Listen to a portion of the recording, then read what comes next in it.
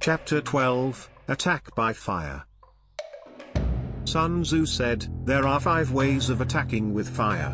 The first is to burn soldiers in their camp, the second is to burn stores, the third is to burn baggage trains, the fourth is to burn arsenals and magazines, the fifth is to hurl dropping fire amongst the enemy.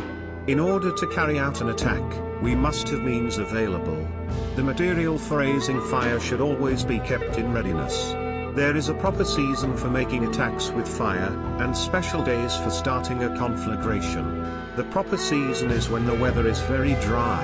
The special days are those when the moon is in the constellations of the sieve, the wall, the wing or the crossbar, for these 4 are all days of rising wind. In attacking with fire, one should be prepared to meet 5 possible developments.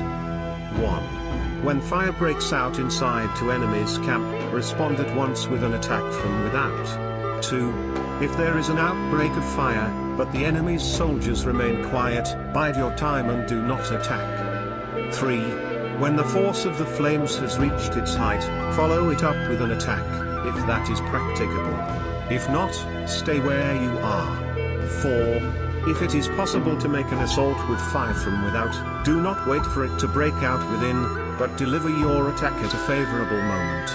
5. When you start a fire, be to windward of it. Do not attack from the leeward. A wind that rises in the daytime lasts long, but a night breeze soon falls. In every army, the 5 developments connected with fire must be known, the movements of the stars calculated, and a watch kept for the proper days. Hence those who use fire as an aid to the attack show intelligence, those who use water as an aid to the attack gain an accession of strength. By means of water, an enemy may be intercepted, but not robbed of all his belongings. Unhappy is the fate of one who tries to win his battles, and succeed in his attacks, without cultivating the spirit of enterprise. For the result is wasted time and general stagnation.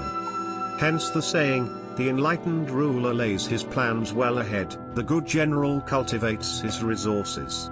Move not unless you see an advantage, use not your troops unless there is something to be gained, fight not unless the position is critical. No ruler should put troops into the field merely to gratify his own spleen, no general should fight a battle simply out of pique. If it is to your advantage, make a forward move, if not, stay where you are.